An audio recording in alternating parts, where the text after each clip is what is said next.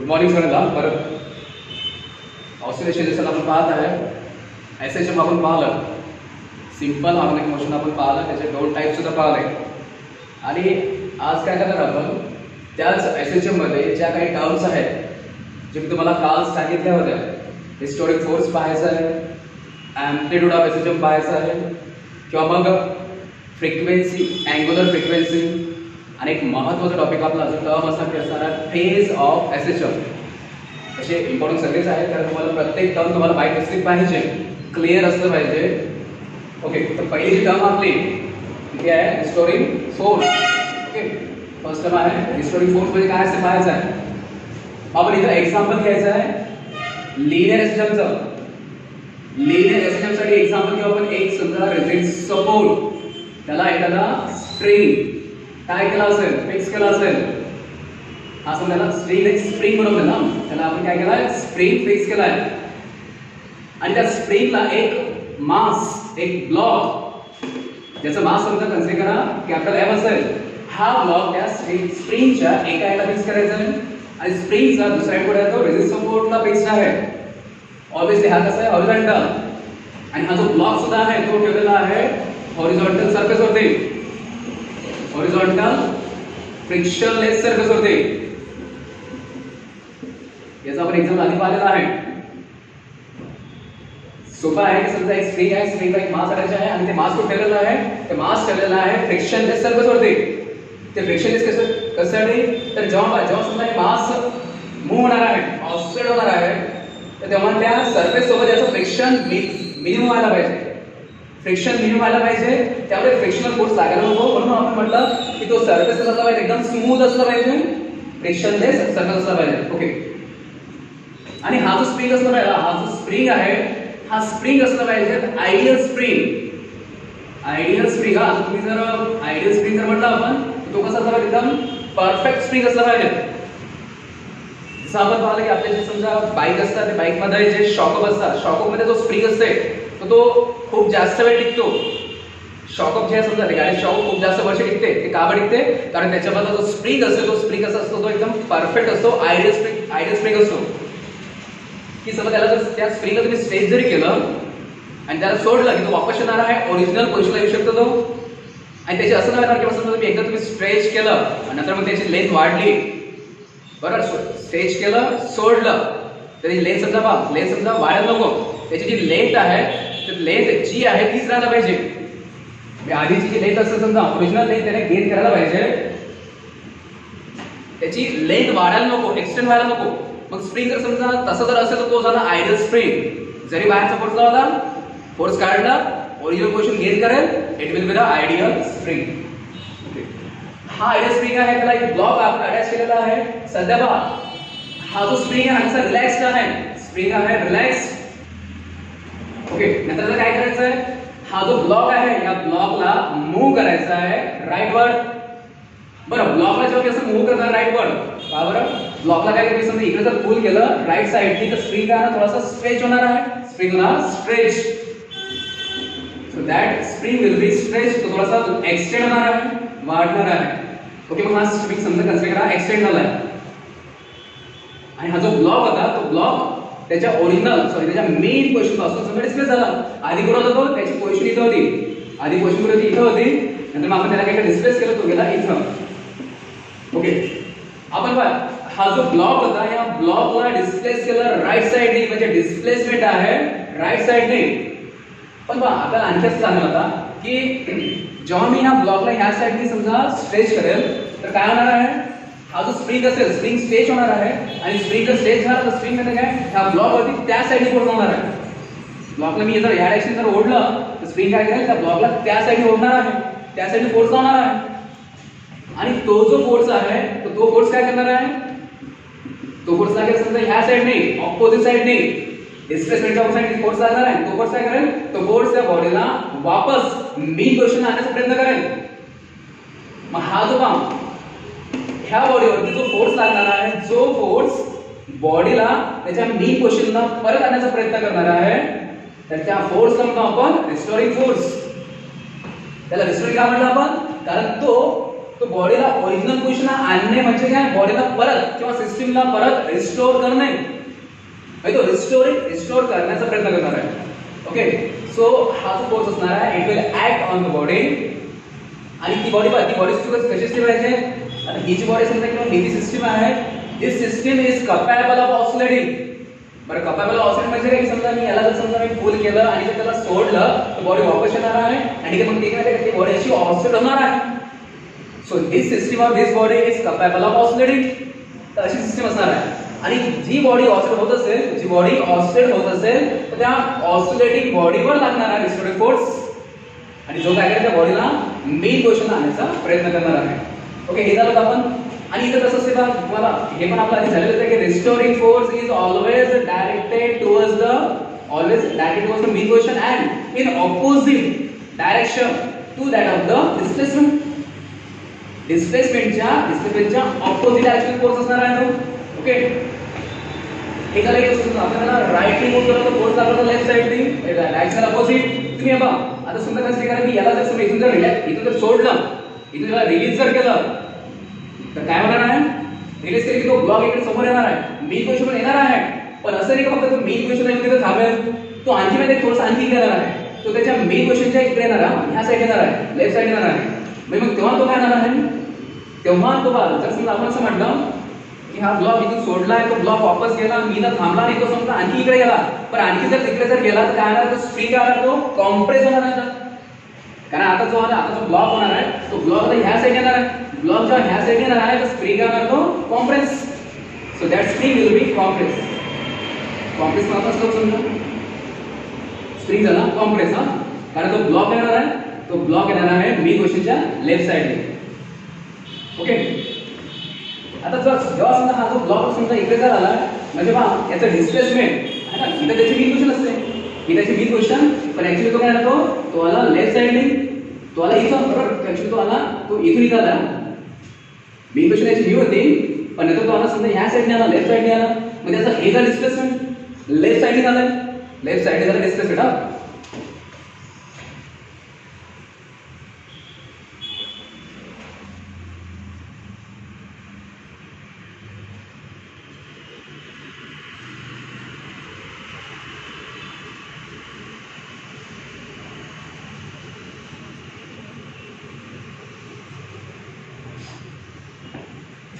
Left side displace झालेला आहे, spring झाला कॉम्प्रेस. आता जेव्हा स्प्रिंग कॉम्प्रेस होणार आहे, अगदी बघा आपल्याला हे पण माहिती आहे, जेव्हा ठीक आहे जर समजा हा जो ब्लॉक जर इकडे झाला तर स्प्रिंग होणार कॉम्प्रेस, आणि जेव्हा स्प्रिंग कॉम्प्रेस होणार आहे तर परत मग तो स्प्रिंग काय करेल, स्प्रिंग त्या ब्लॉकवर फोर्स लावणार आहे त्या साइडने, कारण स्प्रिंग काय झालेला कॉम्प्रेस झालेला आहे. स्प्रिंग जर कॉम्प्रेस झाला तर तो स्प्रिंग काय करेल, त्यावर फोर्स लावणार आहे त्या डायरेक्शनने. क्लियर. बरं,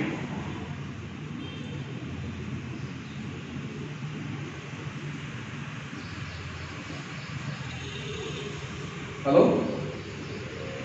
वैष्णवी,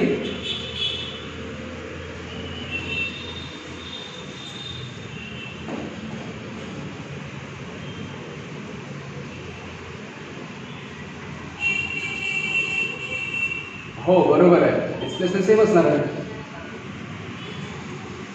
कारण माहिती आहे का बघा, जेवढं राईटने तुम्ही डिस्प्लेस करसाल, तर तेवढंच माहिती काय होणार, तेवढंच लागेल लेफ्ट डिस्प्लेस होणार आहे, तेवढंच लेफ्ट डिस्प्लेस होणार आहे. क्लिअर. जेवढं तुम्ही राईट डिस्प्लेस करसाल तेवढीच बॉडी करणार आहे लेफ्ट डिस्प्लेस होणार आहे. मी त्याला मी समजा असं म्हणू शकतो, समजा आणखी पोहोचून आपण जेवढं हे तेवढंच त्यासाठी डिस्प्लेस. क्लिअर. बरं, मागे पहा आपण स्प्रिंग वर आपण कॉम्प्रेस केलेला आहे. स्प्रिंग जर आपण कॉम्प्रेस केलेला आहे तर कॉम्प्रेस झाल्यानंतर मग स्प्रिंग काय करेल, फोर्स लावणार आहे त्या साइडने. हा असेल रिस्टोरिंग फोर्स. अगेन हा पण तुम्हाला बघा डिस्प्लेसमेंट झालं, कसं ब्लॉकचं डिस्प्लेसमेंट झालं लेफ्ट साइडने, डिस्प्लेसमेंट फोर्स लागला राईट साइडने. अगेन मग restoring force is again opposite to that of the displacement.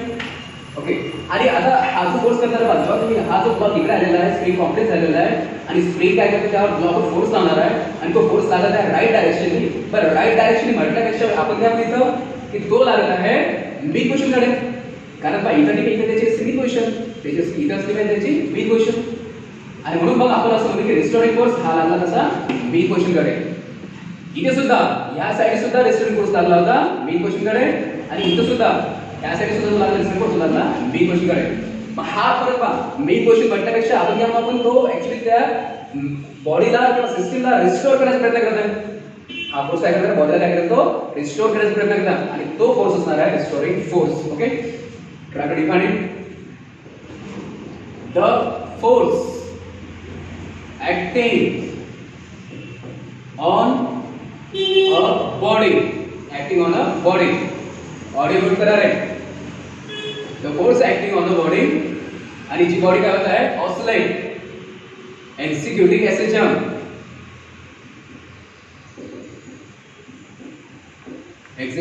SHM आणि जो लागत आहे जो ऑलवेज लागणार जो लागणार आहे मेन पोर्शन कडे आणि तो बॉडीला काय करेल वापस मेन पोर्शन आणण्याचा प्रयत्न करेल. Executing SHM which tends to bring तो बॉडीला काय करेल मेन पोर्शन कडे प्रयत्न करणार आहे. tends to bring the body towards its main position. Okay, and that force is called as the restoring force. It's called as restoring force. Clear? काय म्हटलं the force acting on a body कुठल्या बॉडीवर जी execute करत आहे SHM आणि तो काय करेल tends to bring तो बॉडीला परत आणण्याचा प्रयत्न करणार आहे. tends to bring the body towards its main position आणण्याचा प्रयत्न करणार आहे. that force is called as the restoring force. FR. Okay आणि बा अगेन आता आपण असं म्हणणार की तुम्हाला माहितीच आहे की समजा की जे रिस्टोरिंग फोर्स असणार आहे तो डिस्प्लेसमेंटच्या ऑपोजिट डायरेक्शन असणार आहे. ओके आणि तो असणार ऑलवेज असणार आहे मेन पोर्शन कडे. Restoring force is always directed towards the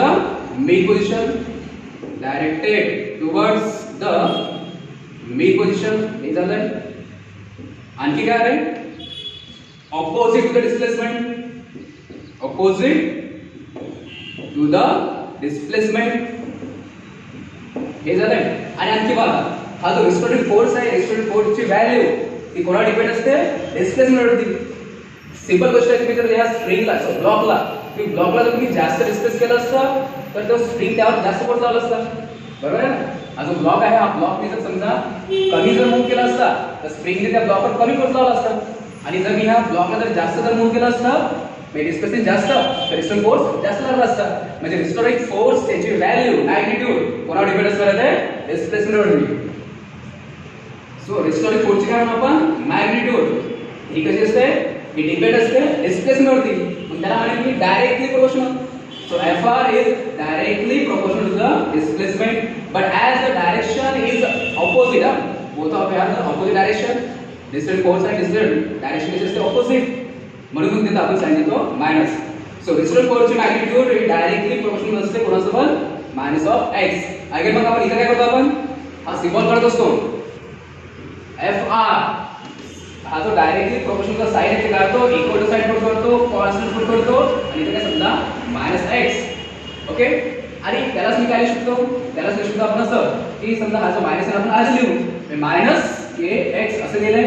म्हणजे मग जो FR आहे FR इकडे काय भेटणार मायनस x भेटतोय. हा पहिला रिस्टोरिंग फोर्सचा फॉर्म्युला आणि इथं हा जो कॉन्स्टंट मी पुट केलेला आहे तर या कॉन्स्टंटला काय म्हणतो आपण force constant. It is called as a force constant. Clear. बरं आता हा जो रिस्टोरिंग फोर्स तुम्हाला फक्त एवढंच लिहायचं असेल रिस्टोरिंग फोर्स मध्ये त्याची तुम्हाला डेफिनेशन तुम्हाला माहित पाहिजे. त्याचं जे समजा डायरेक्शन असणार आहे always direct to the mean position opposite to the displacement हे माहित पाहिजे. रिलेशन ते कोणावर डिपेंड असणार आहे ते माहिती पाहिजे. त्याचा फॉर्म्युला माहित पाहिजे. झालं क्लियर आहे. तर हा झाला रिस्टोरिंग फोर्स. क्लियर. आता आपल्याला पाहायचं आहे फोर्स कॉन्स्टंट. आता हा जो आपण कॉन्स्टंट पुट केलेला आहे हा पाहायचा आहे.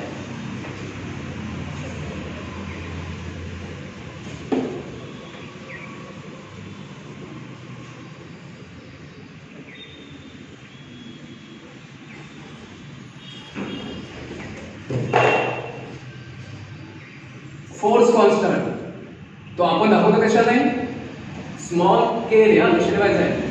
It will B denoted by the small K obviously. आणि हा फोर्स कॉन्स्टंट कुठल्या फॉर्म्युला मध्ये असते रिस्टोरिंग फोर्सच्या फॉर्म्युलामध्ये. ओके, as we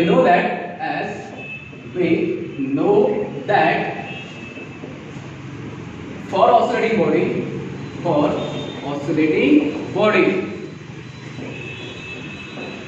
जो रिस्टोरिंग फोर्स असते Fr इक्वल टू काय असते -kx is constant called as the restoring force. Again आता जरा पहा, जर समजा आता आपल्याला पर्टिक्युलरली कॉन्स्टंट फोर्स कॉन्स्टंट पाहायचं असेल तर काय करू आपण, जो समजा आता इथं मायनस याला कसं देऊ आपण, याला ह्यासारखं देऊ आपण किंवा k into -x. ओके, आणि नंतर मग पर्टिक्युलरली k चा जर फॉर्म्युला काढायचा असेल तर आपण काय करू, याला शिफ्ट करू आपण -x ला, तो जाणार Fr च्या डिवाइड मध्ये. म्हणजे मग जो Fr आहे तो जाणार डिवाइड मध्ये, सॉरी x -x जाणार आहे Fr च्या डिवाइड मध्ये. इकडे काय भेटतो तुम्हाला k स्मॉल k.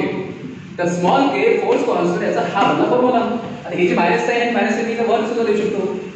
तर लक्षात ठेवायचं फोर्स कॉन्स्टंट याचा हा बनला फॉर्म्युला, दॅट इज -Fr/x. आणि जर हा जर फॉर्म्युला आहे की ह्या फॉर्म्युल्याची समजा हा तर समजा पर्टिक्युलर k चा फॉर्म्युला आला, कॉन्स्टंटचा फॉर्म्युला आला. पण जर समजा हा फोर्स कॉन्स्टंट याची जर म्हटली मी मॅग्निट्यूड, याची काय म्हटली मॅग्निट्यूड, तर मग ही मायनस साइन निघून जाणार आहे. मॅग्निट्यूड ऑफ फोर्स कॉन्स्टंट, तर मग याची जर किती मॅग्निट्यूड, आपल्या याची पण काय मॅग्निट्यूड मायनस साइन निघून जाणार आहे. म्हणजे मग मॉड ऑफ k किंवा मॅग्निट्यूड ऑफ स्मॉल k ती काय नाही फक्त ती बनणार फक्त Fr/x. हा जर फॉर्म्युला म्हटलं तर हा फॉर्म्युला म्हटलं काय बनणार आहे -Fr/x, पण त्याची मॅग्निट्यूड काय बनणार आहे Fr/x सिम्पली. मग हा जर समजा मॅग्निट्यूड आहे तर ह्या मॅग्निट्यूडच्या ह्या फॉर्म्युल्यावरती त्याची मध्ये डेफिनेशन तर काय बनणार आहे, वर काय आहे रिस्टोरिंग फोर्स अपॉन मध्ये काय x म्हणजे काय displacement. So if you try to define this it will comes to become कसं बनणार आहे की रिस्टोरिंग फोर्स आणि per unit displacement, so it will be the force constant. याची जर म्हटलं आपण डेफिनेशन जर म्हटलं आपण पर्टिक्युलरली लक्षात ठेवायचं काय बनणार आहे, restoring force acting on a oscillating body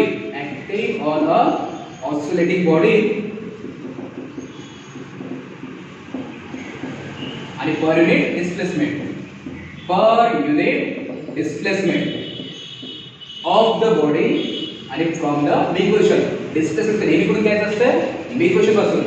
displacement of body from its mean position.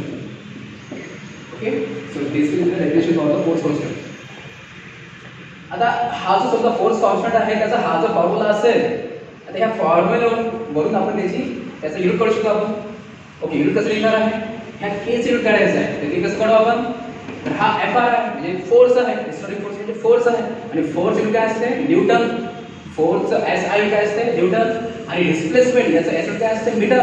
So newton per metre, this will be its SI units. So it's SI unit हे काय बनणार आहे न्यूटन पर मीटर. चालेल. आणि याचं जर म्हटलं आपण याच फोर्स कॉन्स्टंटचं C चे युनिट ते कसं लिहिणार आहे, आता फोर्सचं C चे युनिट ते काय असते डाइन, आणि डिस्प्लेसमेंटचं SI C चे युनिट ते काय असते centimetre. So dyne per centimetre it will be its C चे युनिट CGS युनिट. आणि ते काय बनत आहे डाइन पर सेंटीमीटर. हे झालं याची युनिट. आता मला प्रश्न याचा डायमेन्शन, फोर्स कॉन्स्टंटचा डायमेन्शन. अगेन आता डायमेन्शन जर काढायचं म्हटलं आपण तर मग आता इथं वर काय फोर्स आहे, फोर्सचं डायमेन्शन, आणि खाली काय डिस्प्लेसमेंटचं dimension. So its dimension will be इथे घेऊ आपण इट्स डायमेन्शन्स. तर पहा कसं एक तर काय करायला लागेल dimension of k equal to dimensions of k equal to काय म्हणू आपण कसं लिहू आपण k इक्वल टू. आता डायमेन्शन जर लिहायचं असेल तर वर काय आहे, वर फोर्स आहे, फोर्सचं डायमेन्शन कसं बनणार आहे, फोर्सचं डायमेन्शन माहिती आहे कोणाला काय असते L1 M1 T - 2 हे असते फोर्सचं डायमेन्शन. आणि दुसरं काय आहे डिवाइड बाय डिस्प्लेसमेंट, त्याचं डायमेन्शन कसं असते L1. आणि तर L1 आणि L1 कॅन्सल होणार आहे, मग राहणार आहे फक्त L0. सो फोर्स कॉन्स्टंट याचं डायमेन्शन जर म्हटलं आपण तर काय बनणार आहे नुसतं इथं हा L1 आणि L1 झाला कॅन्सल, राहिला काय L0. L0, M1 आणि T -2. So this will be the dimension of force constant. आणि आणखी माहिती आहे का आपण हे लक्षात ठेवायचं पर्टिक्युलरली की आपण जी मोशन पाहिलेली आहे ऑस्ट्रिक सिंपल आम्ही मोशन पाहिली यामध्ये ही सुद्धा मोशन पाहिली आपण त्या स्प्रिंग ब्लॉक मासची, बरोबर आहे. ही system actually spring mass system आहे, स्प्रिंग ब्लॉक सिस्टम आहे. तर त्याची पाहिली मोशन आणि त्याच्यामध्ये पाथ कसा होता तो स्ट्रेट लाईन होता. So here we are concerning with the particularly linear SHM, कारण त्याचा पाथ कसा होता तो स्ट्रेट लाईन. आणि हे पण आपण काल पाहता की लिनियर एसएचएम मध्ये काय असते, रेस्टोरिंग फोर्स असते, क्लिअर, डिस्प्लेसमेंट असते, एक आणखी असते काय असते ऍक्सेलरेशन पण सुद्धा असते ना, ऍक्सेलरेशन किंवा समजा रेस्टोरिंग फोर्स म्हणा किंवा ऍक्सेलरेशन हे पण पाहता आपण, हे पण लक्षात ठेवायचं. ऍक्सेलरेशनची पण डायरेक्शन मेन क्वेश्चन असते ऑपोजिट डिस्प्लेसमेंट आणि काय असते त्याची जी समजा acceleration directly equal to -x असते. त्याचा फॉर्म्युला सुद्धा आपण कालच पाहिला. तर झाला हे समजा हे झालं फोर्स, रेस्टोरिंग फोर्स झाला, हा फोर्स कॉन्स्टंट झाला. हा झाला फोर्स कॉन्स्टंट. स्क्रीनशॉट घ्यायचा असेल घेऊन टाका.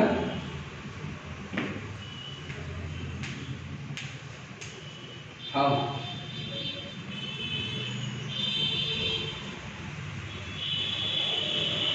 ऑब्वियसली असतातच नाही. मोशन आहे तर त्याच्यामध्ये वेलोसिटी आहे आणि कायनेटिक असणारच आहे. बघू आपण त्याचे डेरिव्हेशन नंतर आहे.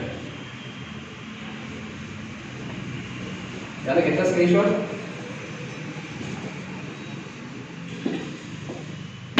ओके नेक्स्ट टॉपिक हा ऍक्च्युली नेक्स्ट टर्म म्हणून गेला. तर नेक्स्ट जी टर्म असणार आहे ती आहे ॲम्प्लिट्यूड. सिंपल आहे ते आपण पाहिलं आहे पर्टिक्युलर त्यास डिफाईन वगैरे काय. ऑब्वियसली मोशन कुठले आहे, मोशन आहे लिनियर एसएचएम. आपण मोशन कुठले पाहत आहे लिनियर एसएचएम, म्हणजे यामध्ये पाथ कसा आहे, पाथ आहे स्ट्रेट लाईन. ही असते मेन पोझिशन, क्लिअर. आणि या मेन पोझिशन आपण बॉडी काय होते ऑस्सिलेट. इकडल्या साईडने काय असते positive extreme, positive extreme position. इकडे साईडने काय असते निगेटिव्ह एक्स्ट्रीम पोझिशन. ओके आणि आपल्याला आता काय पाहायचं, आपल्याला नेक्स्ट जी आपली टर्म आहे ती टर्म कुठली आहे ॲम्प्लिट्यूड. याला आपण ॲम्प्लिट्यूड ऑफ एसएचएम असे म्हणत चालतंय, amplitude of SHM. And in last lecture we have discuss it. थोडंसं पाहिलं आपण काय होतं. ओके इथं बघ ना, समजा जी बॉडी कुठे आहे, सपोज बॉडी कुठे इनिशियली सपोज मेन पोझिशनला आहे, body is initially body is at main position. आणि जेव्हा आपण याला आपण डिस्प्लेस करतो, याला काय करू आपण डिस्प्लेस करू. ओके डिस्प्लेस केलं समजा इथं डिस्प्लेस केलं, बॉडी कुठे आली मेन पासून सुद्धा इथं आली. तर त्या बॉडीचं डिस्प्लेसमेंट ते ऑलवेज आपण घ्यायचं असते म्हणून फ्रॉम मेन पोझिशन. इकडून डिस्प्लेसमेंट नाही घ्यायचं आहे, बरोबर आहे. पॉझिटिव्ह एक्स्ट्रीम म्हणा किंवा निगेटिव्ह एक्स्ट्रीम म्हणा, इथून डिस्प्लेसमेंट नाही घ्यायचं आहे, नेहमी डिस्प्लेसमेंट घ्यायचं आहे कुठून फ्रॉम मेन पोझिशन. हा ओके मग आता आपण असं म्हटलं की बॉडीला डिस्प्लेस केलं मेन पासून इथपर्यंत एवढं झालं डिस्प्लेसमेंट. ओके पण आता बस समजा आणखी जास्त डिस्प्लेस केला, आणखी डिस्प्लेस केलं, आणखी डिस्प्लेस वाढणार आहे आणि कुठपर्यंत केला डिस्प्लेसमेंट इथपर्यंत. ओके इथपर्यंत डिस्प्लेस केलं. आता हे जर बॉडी जर समजा इथपर्यंत याच्यापेक्षा जास्त आपण डिस्प्लेस नाही केलेलं आहे, मग हे झालं बॉडीचं मॅक्सिमम डिस्प्लेसमेंट, हे झालं बॉडीचं मॅक्सिमम डिस्प्लेसमेंट. सो हे it will be maximum displacement. आणि जसं आपण त्याला जर आपण रिलीज केला तर आता बॉडी जर आपण रिलीज केलं तर बॉडी काय होणार आहे ऑस्सिलेट. बॉडी काय होणार आहे oscillate about main position. Oscillate होताना बॉडी माहिती का समजा कुठे जाणार आहे, समजा ठीक आहे रोशेचे बॉडी समजा या एक्सिममध्ये जाणार आहे, पॉझिटिव्ह जाणार आहे, तर यापेक्षा लांब जाणार नाही बॉडी. जर बॉडी जर समजा यापेक्षा लांब जात असेल मग याचा मिनिंग काय म्हणेल की बॉडीचं हे झालं इथून इथपर्यंतचा मॅक्सिमम डिस्प्लेसमेंट. मग जी बॉडी ऑस्सिलेशन परफॉर्म करते आणि त्या बॉडीचं ऑस्सिलेट होताना मेन पोझिशन पासूनचा मॅक्सिमम डिस्प्लेसमेंट, तर ह्या मॅक्सिमम डिस्प्लेसमेंट म्हणतो आपण त्या ऑस्सिलेशनचा amplitude. This called as the amplitude. So maximum displacement of the body from its mean position. So maximum displacement of the body from mean position. It is called as the amplitude. The maximum displacement of a particle. आणि जो particle काय करता है execute करता है SHM, executing SHM. SHM कुठली पण असो, लिनियर असो किंवा अँग्युलर असो. The maximum displacement of a particle executing SHM from main position. Okay, and that that maximum displacement is called as the amplitude of the SHM. Is called as amplitude of that SHM. Your amplitude of that simple harmonic motion. Okay. हे झालं. Again आता amplitude म्हटलं आपण maximum displacement आहे. मग amplitude आपण कशामध्ये major करू आपण? तर ते असणार आहे जे असेल डिस्प्लेसमेंट युनिट तर त्यामध्ये, आणि डिस्प्लेसमेंट आपण कशामध्ये करतो आपण मीटर किंवा सेंटीमीटर, आणि म्हणून मला काय म्हणतात त्याला की amplitude याचे काय बनणार आहे मीटर किंवा सेंटीमीटर बनणार आहे. एक्झाम्पल मध्ये सुद्धा दिलं असेल की amplitude तर ते काय असेल मीटर मध्ये किंवा सेंटीमीटर मध्ये असणार आहे. So its SI unit or it will be measured in meter or centimeter.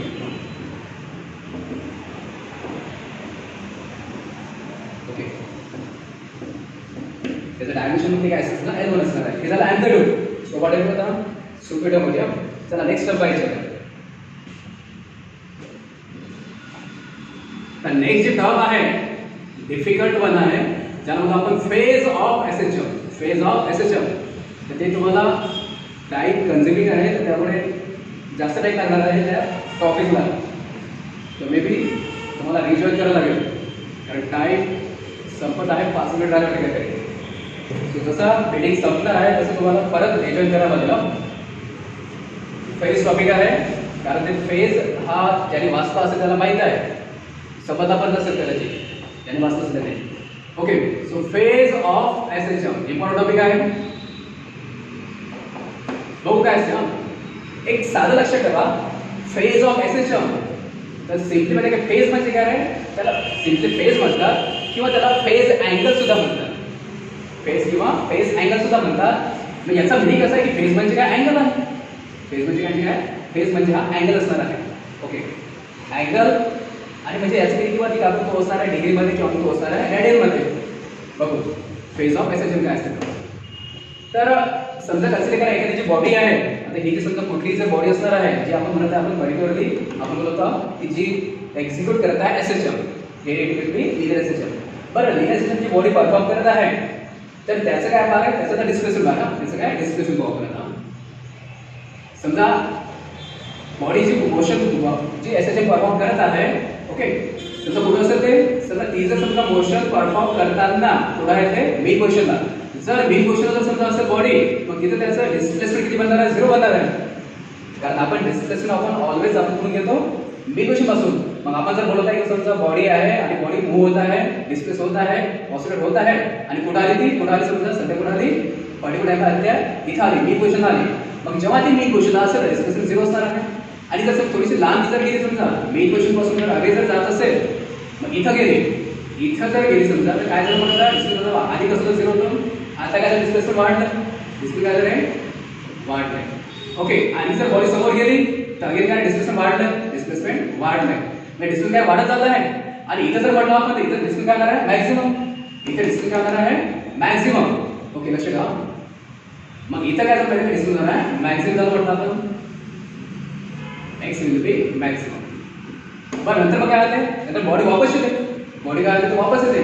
बरं जेव्हा ती बॉडी वापस येत असेल वापस येताना पासून कन्सिडर करायचं बा जेव्हा पॉझिटिव्ह एक्शनला असेल तर डिस्प्लेसमेंट मॅक्सिमम क्लिअर. पण जर आता बॉडी जर वापस आली कुठे आली तर परत इथं आली. आता परत इथं आली मग आता डिस्प्लेसमेंट आपण कुठून घेऊ आपण नेहमी मीन पासून. नाही आता डिस्प्लेसमेंट कमी होणार आहे. समजलं. जशी बॉडी मीन पासून अवे जाणार आहे पॉझिटिव्ह एक्सट्रीमकडे तर डिस्प्लेसमेंट ऑब्वियसली काय ते वाढत जाणार आहे. पण जर बॉडी जर काय म्हटलं आपण बॉडी जर समजा एक्सट्रीम पासून मीन कडे असेल तर डिस्प्लेसमेंट काय होणार आहे कमी होत जाणार आहे. ओके. आणखी जर समजा बॉडी जर समजा इथं आली डिस्प्लेसमेंट काय कमी होणार आहे. क्लिअर. म्हणजे पहा आता जशी बॉडी एक्सट्रीम पासून मीन कडे येणार आहे डिस्प्लेसमेंट काय ते कमी होणार आहे. लक्षात ठेवायचं आहे. पहिलं काय की जेव्हा बॉडी जाणार आहे अवे फ्रॉम मीन डिस्प्लेसमेंट वाढत जाणार आहे. जेव्हा बॉडी येणार आहे टुवर्ड्स मीन डिस्प्लेसमेंट कमी होत जाणार आहे. अगेन आता बॉडी ऑसिलेट होत आहे तर ती मीन थांबणार नाही आहे. ओके. मीन थांबणार नाही. ऑब्वियसली त्याचा जो इनर्शिया असणार आहे बॉडीचा जो मोशन मधला जो इनर्शिया असणार आहे त्या मोशनमुळे इनर्शियामुळे बॉडी समोर जाणार आहे. मग ते समोर जाणे म्हणजे काय ते मीन पासून ह्या साईड जाणार आहे लेफ्ट साईड. आणि जर मीन पासून जर ह्या साईड जात असेल इन दॅट केस आता ठीक आता बरं इथे डिस्प्लेसमेंट ऍक्च्युअली त्याला वाढ जाणार आहे. बरोबर आहे. मीनला जर पोहोचली तर 0 असणार आहे पण मीन पासून जेव्हा लांब जाणार आहे डिस्प्लेसमेंट वाढत जाणार आहे. आणखी येणार आहे ते पुढे जाणार समजा निगेटिव्ह कडे येणार आहे. इथं पण काय डिस्प्लेसमेंट कडे वाढत जाणार आहे.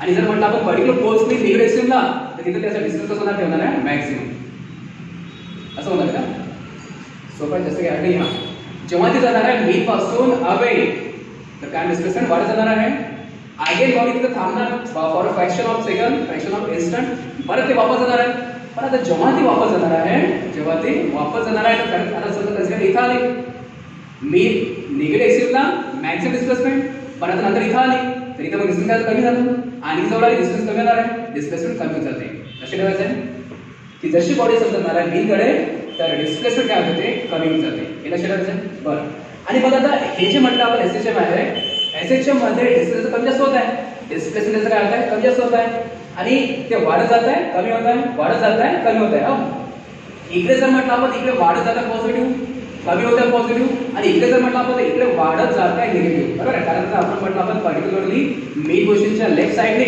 तर इकडचं डिस्प्लेसमेंट तुम्हाला घ्यावं लागेल निगेटिव्ह म्हणजे निगेटिव्ह समजा वाढत जाणार आहे आणि मग तर इकडे मॅक्स होणार आहे आणि परत मग निगेटिव्ह ते कमी होत जाणार आहे ओके इकडे असते पॉझिटिव्ह डिस्प्लेसमेंट इकडे असते निगेटिव्ह डिस्प्लेसमेंट आणि ते कसं कमी जास्त होत जाते मग आता हे जी मोशन आहे तर हे माहिती काय हे जी मोशन आहे हे मोशन आपण ग्राफिकली दाखवू शकतो बघा काय म्हटलं की याचं जे डिस्प्लेसमेंट वाढत आहे कमी होत आहे निगेटिव्ह वाढत आहे निगेटिव्ह कमी होत आहे झिरो होत आहे हे जे डिस्प्लेसमेंट कमी जास्त होत आहे हे आपण दाखवू शकतो ग्राफने so this motion can be represent by the graph म्हणजे तो ग्राफ कसा पहा तो ग्राफ घेऊ आपण डिस्प्लेसमेंट आणि टाइम मध्ये डिस्प्लेसमेंट आणि टाइम मध्ये समजा हा घेतला आपण समजा हा घेतला एक्स एक्सिस तर एक्स चे तुम्हाला घ्यायचं आहे एक्स ने घ्यायचा आहे टाइम एक्स ने काय घ्यायचा आहे टाइम घ्यायचा आहे आणि जो y असेल समजा तर y एक्सिस ने तुम्हाला घ्यायचा आहे डिस्प्लेसमेंट y ने काय घ्यायचं आहे डिस्प्लेसमेंट आणि समजा कसं करा इथं पण आपण मेन क्वेश्चन इथं पण आपण मेन क्वेश्चन तर मेन क्वेश्चनला डिस्प्लेसमेंट किती असते 0 असते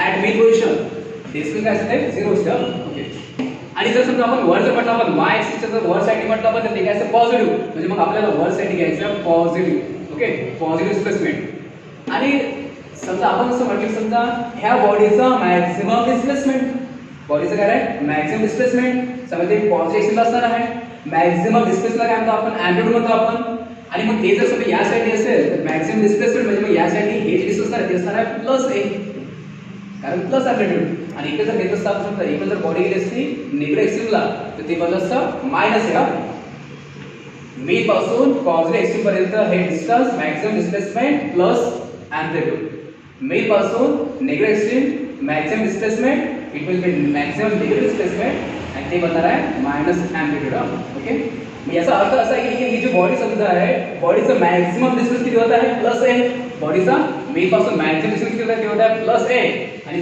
जर आपण डाऊन मध्ये जर म्हटलं आपण तर ह्या साइडने तर ते डाऊन मध्ये होत आहे मायनस a होत आहे मायनस मग असं घ्यायचं आपल्याला आणि आता पहा आता आपल्याला दाखवायचं आहे डिस्प्लेसमेंट कसं होतं का आधी काय म्हटलं आपण कारण मेन पासून समजा कसं करा बॉडी मोशन परफॉर्म करताय आपण बोलत आहोत मेन पासून ना ओके मग जर बॉडी जर मेन पासून जर लांब जात असेल तर डिस्प्लेसमेंट वाढत जाते बॉडी जेव्हा असणार आहे मेन पासून लांब तर डिस्प्लेसमेंट वाढत जाणार आहे जसा टाइम वाढणार आहे जसा टाइम वाढणार आहे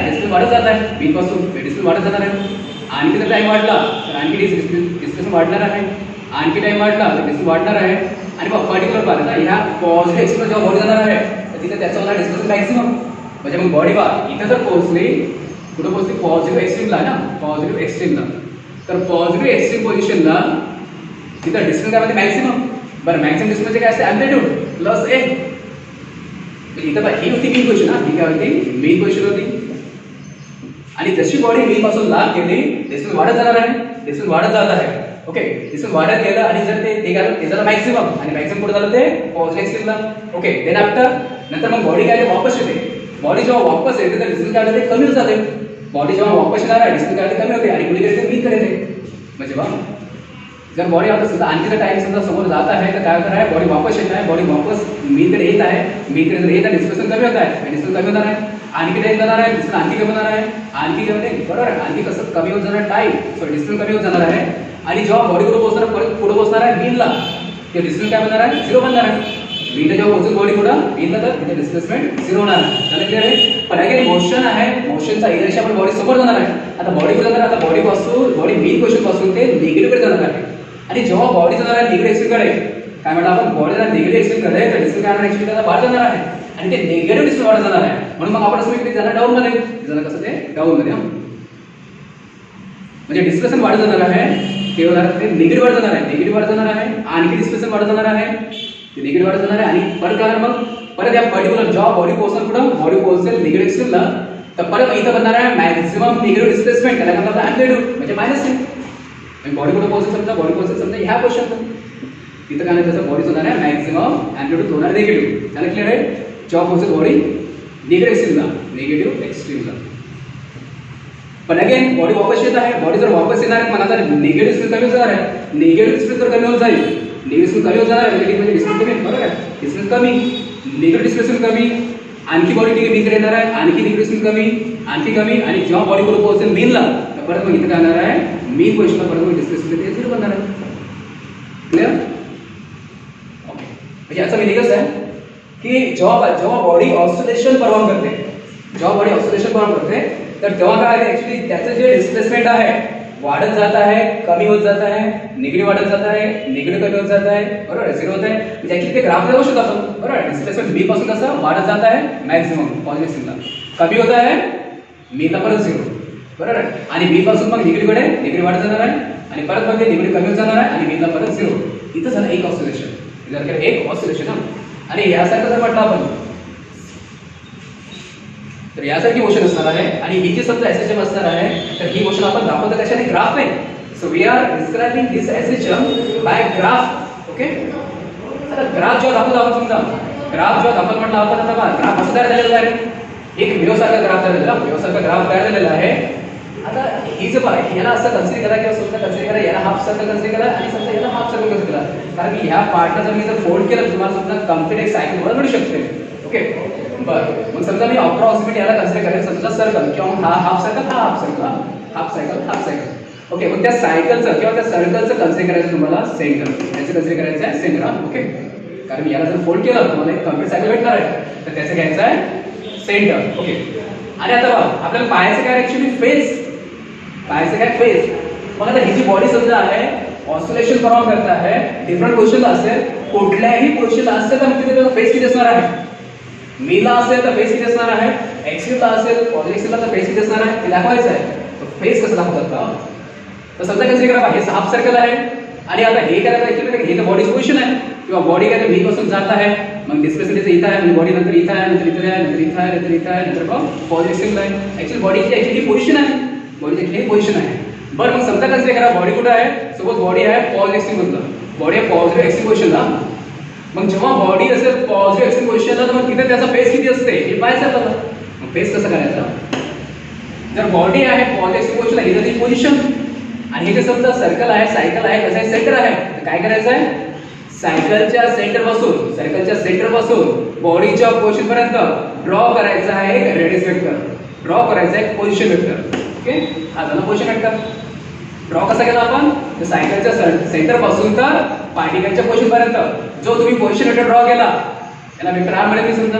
आणि ह्या वेक्टर आर ने हा समजा एक्स एक्सिस आहे, टाइम एक्सिस आहे, तर त्यासोबत दिलेला अँगल, ह्या वेक्टर आर ने या एक्स सोबत म्हणजे ह्या टाइम एक्सिस सोबत दिलेला अँगल, हा अँगल किती असेल ते 90.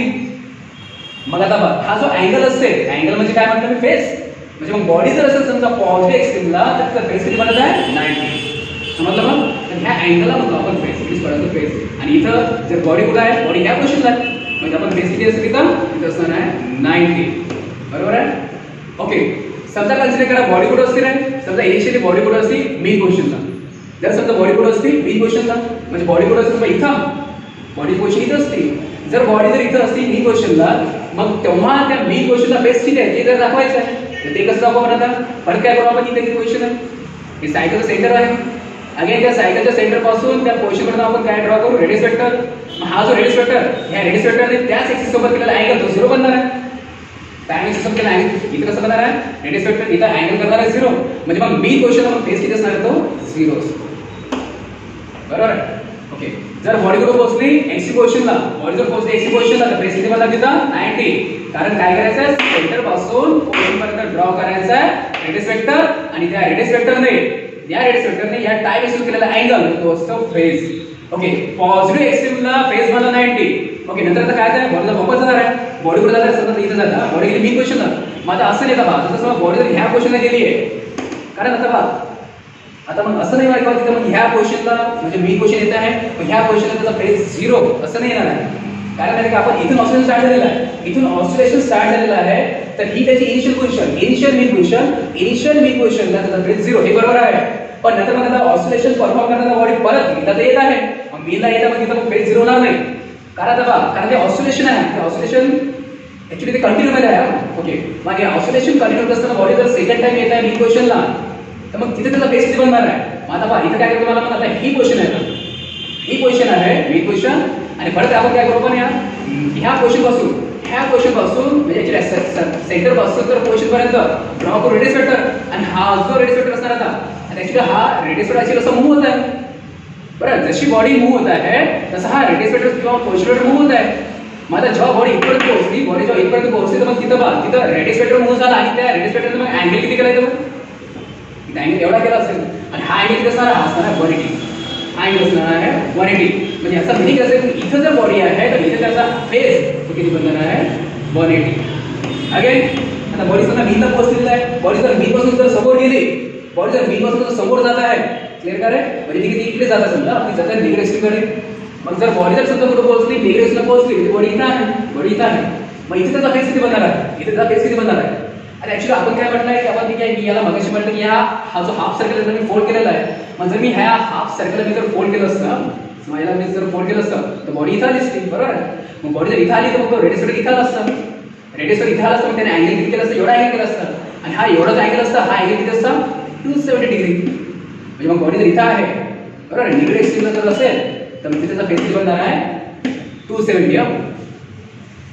जो हाफ सर्कल मी फोल्ड केला होता आपण सिम्प्लिसिटी ऍक्च्युली बॉडी जो ऑसिलेशन असं आहे ओके बॉडी समजा इथं पोहोचलेली आहे मग जेव्हा बॉडी पोहोचणार आहे निगेटिव्ह एक्स्ट्रीमला म्हणजे त्याचा फेज किती बनणार आहे इथे त्याचा फेज बनणार आहे 270 फेज म्हणजे किती तो 270 ओके आता बॉडी परत वापस जाणार आहे बॉडी जेव्हा परत वापस जाणार आहे बॉडी परत वापस म्हणजे इथे येणार आहे मीन पोझिशन येणार आहे मागे आता असं नाही की बॉडी का मग मीन पोझिशनला फेज 0 असलंच आहे आता बॉडी ऍक्च्युली इथं पोहोचलेली आहे आणि बॉडी जेव्हा इथं पोहोचलेली मीन पोझिशनला पोहोचलेली आहे पण तेव्हा जेव्हा ती पोहोचली आता जेव्हा पोहोचली तर तेव्हा ऍक्च्युली तिथे एक ऑसिलेशन झालं कंप्लीट तिथे झालं ऍक्च्युली एक ऑसिलेशन कंप्लीट एक ऑसिलेशन म्हटल्यापेक्षा आपण काय म्हणू आपण की त्या पोझिशन वेक्टरने पूर्ण एक सर्कल कंप्लीट केलं बरोबर आहे बॉडीने पूर्ण ऑसिलेशन कंप्लीट केलं इथं पोहोचली मी पूर्ण सायकल कंप्लीट केलं बॉडीने पूर्ण सायकल कंप्लीट केलं याच्यासाठी काय आहे की पोझिशन वेक्टरने पूर्ण पोझिशन वेक्टरने सुद्धा काय केलं पूर्ण असं अँगल कव्हर केला आणि सर्कल मधला पूर्ण अँगल तो किती असते 360 डिग्री असते म्हणजे मग आता बॉडी जर इथं जर पोहोचेल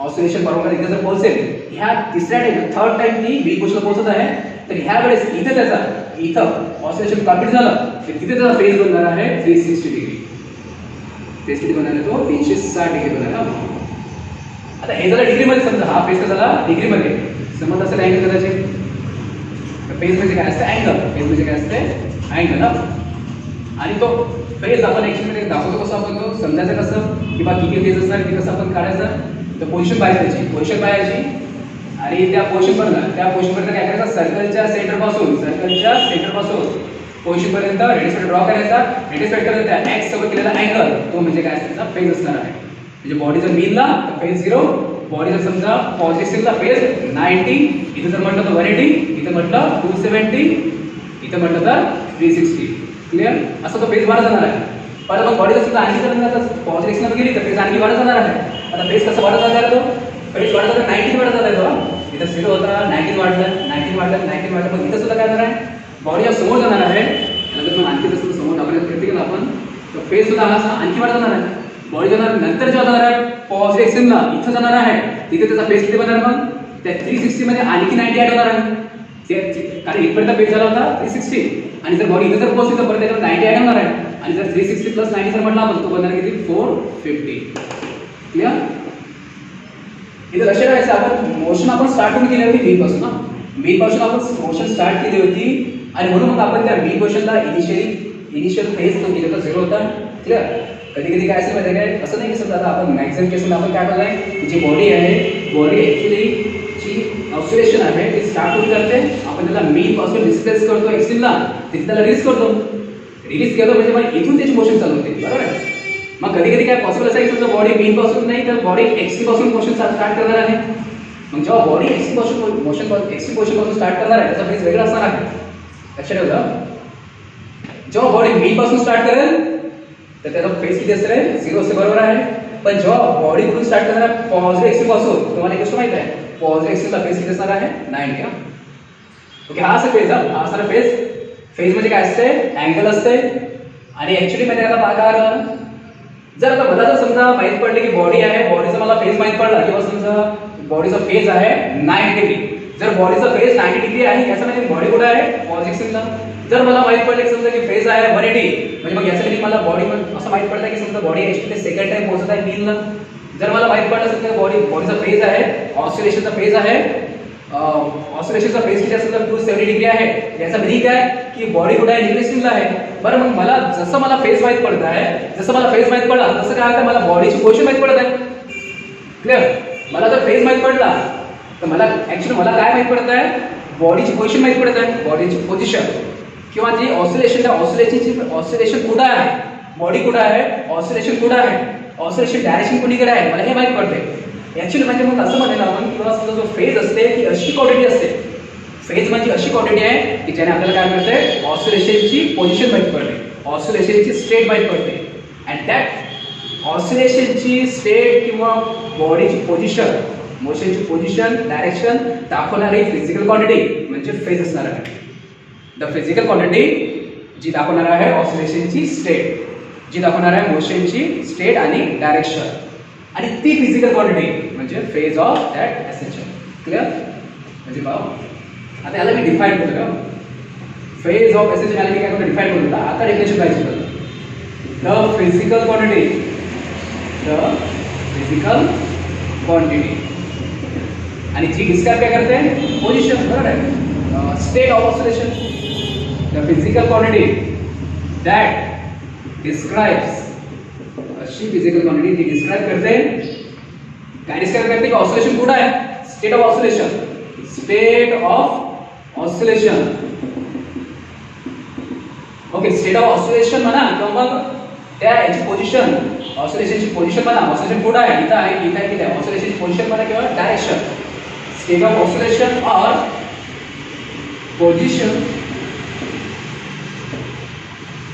position and direction, position and direction of SHM. Okay, the physical quantity that describes state of oscillation, oscillation कुठे आहे किंवा मग पोझिशन कुठे आहे, त्याची डायरेक्शन कशी आहे of SHM, and that physical quantity is called as the phase of SHM. It's called as phase of SHM, phase of SHM. Okay, बरं. आता समजा जर ही जी ऑसिलेटरी मोशन आहे, सिंपल हार्मोनिक मोशन आहे, याचं इक्वेशन असतं आपल्याकडे. इक्वेशन कसं असतं रे की y इक्वल टू आपल्याला माहिती आहे किंवा a स्मॉल a घेतो आपण a sin omega t, a sin omega t असते. तर असं लिहिता ऍक्च्युअली मोर ऍक्युरेटली काय म्हणतात याला मी कसं लिहिणार आहे? ओमेगा t प्लस काय लिहिणार? phi 0 लिहिणार आहे. तर जी बॉडी ऑसिलेशन परफॉर्म करत आहे, जी बॉडी ऑसिलेशन परफॉर्म करत आहे, तर त्या ऑसिलेशन सिंपल हार्मोनिक मोशन याचं इक्वेशन असं असते y equal to a sin omega t plus phi लिहिलेलं का? ओके, इथे मेन्शन केले पर्टिक्युलरली. ओके, आता हे प्रॉपर आहे, हे इक्वेशन प्रॉपर होणार आहे.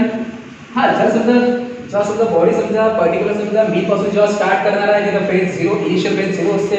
मग इनिशियल फेज मी 0 पुट केला की राहणार आहे फक्त ओमेगा tच राहणार आहे. ते पण इक्वेशन बनणार आहे. पण हे आपलं जनरलाइज इक्वेशन, हे काय स्टँडर्ड इक्वेशन आहे. आणि त्यानंतर मग याला देखील आपण याच्यामध्ये फाय झिरोची व्हॅल्यू पुट करून आपण इक्वेशन आपण नंतर काढू शकतो. पण हे आपलं मेन इक्वेशन त्याला क्लिअर आहे. बरं, आता हे जे इक्वेशन आहे एसएचएम इक्वेशन आहे, इक्वेशन ऑफ एसएचएम ना, इक्वेशन ऑफ एसएचएम. मग या इक्वेशन मध्ये हे डिस्प्लेसमेंट असते. हा ए म्हणजे काय असते? एसएचएमचा amplitude sine omega t plus phi 0 हा असतो फेज. या इक्वेशन मधलं हे जी टर्म असते साइन सोबतची जी टर्म असते याला म्हणतो आपण फेज. कारण आपल्याला माहिती आहे साइन सोबत ऍक्च्युअली अँगल असते आणि आपण फेजच काय म्हटलं? अँगल म्हटलेलं आहे. म्हणून हा असतो phase. It is the phase of SHM, phase of SHM. आणि जो आपण दाखवतो बघा, जो हा पूर्ण फेज आहे, पूर्ण bracket omega t plus phi 0 हा पूर्ण फेज आहे सध्या. आणि जो आपण दाखवतो फेज दाखवतो कशाने? आपण सिम्पली दाखवतो कशाने? फाइन.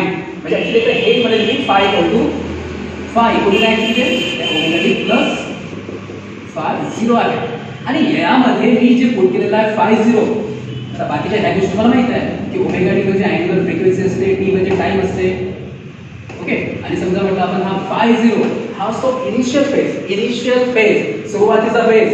जेव्हा बॉडी मोशन स्टार्ट करणार आहे मग तेव्हा त्याचा इनिशियल फेज किती आहे. जर मी जर म्हटलं समजा बॉडी जर मीन पासून जर स्टार्ट झाली, बॉडीने मोशन स्टार्ट केली, ऑक्सिजन स्टार्ट केलं कुठून, मीन पासून. जेव्हा बॉडीने त्याची मोशन स्टार्ट केली मीन पासून, तर तेव्हा मीन पोर्शनचा त्याचा फेज किती होता, 0 होता. म्हणजे तो असणार आहे. तर मग फाय 0 काय असेल, तेव्हा त्या केसमध्ये फाय 0 हा 0 असणार आहे. पण मी जर म्हटलं समजा बॉडीने त्याची मोशन कुठून स्टार्ट केली, एक्स टी पासून स्टार्ट केली, पॉझिटिव्ह एक्स पासून. जेव्हा बॉडी त्याची मोशन स्टार्ट करणार आहे पॉझिटिव्ह एक्स पासून, तर तेव्हा त्याचा फेज तो किती असला पाहिजे, तो असला पाहिजे 90. मग तेव्हा मग फाय 0 काय असेल, 90 असणार आहे. म्हणजे हा फाय 0 काय असते, इनिशियल फेज. जेव्हा किंवा आपण phase at the start of the motion. Five 0 म्हणजे सुरुवातीचा फेज. त्याला दुसरं पण नाव आहे आपण एपोज. फाय 0 म्हणजे काय असतं, इनिशियल फेज, सुरुवातीचा फेज. जेव्हा मोशन स्टार्ट करेल at the start of its motion, initial phase. आणि त्यालाच काय म्हणतो आपण, it is also called as the epoch. सुरुवातीच्या फेजला म्हणतो आपण इपोज म्हणतो. ओके, आणि ऑब्वियसली फेज आहे, अँगल आहे, तो आपण कशात दाखवू, डिग्रीमध्ये दाखवू किंवा मग तो दाखवू आपण कशामध्ये, रॅडियनमध्ये. आता इथं जर म्हटलं बघा, इथं जर म्हटलं की इथं झालं एक ऑसिलेशन कंप्लीट, तर एक ऑसिलेशन जेव्हा कंप्लीट होणार आहे, तर फेज झाला किती, फेज झाला 360 डिग्री, डिग्री झाला 360, मग रॅडियन किती बनणार आहे, 2 pi radian, 2 pi radian. Clear. मग एक ऑसिलेशन होते तर तेव्हा 360 डिग्री फेज होते किंवा मग तेव्हा आपण 2 पाय रॅडियन एवढा फेज होते. जर इक्वल जर म्हटलं असतं तर हाफ ऑसिलेशन होणार आहे. हाफ ऑसिलेशन जेव्हा होणार आहे तर तिथं फेज किती झाला, 180, आणि 180 म्हणजे काय, पाय रॅडियन. त्याला काय लिहू आपण, पाय रॅडियन. बरोबर आहे. इथे जर म्हटलं असतं, जर बॉडी कुठे इथे जर असतील म्हणजे त्याला समजा पायपेक्षा पण हाफ, त्याला म्हणून आपण पाय बाय 2 रॅडियन. क्लियर. तसा फेज असणार हा सुद्धा 3/2 पाय रॅडियन असणार. क्लियर. तसा फेज असणार आहे.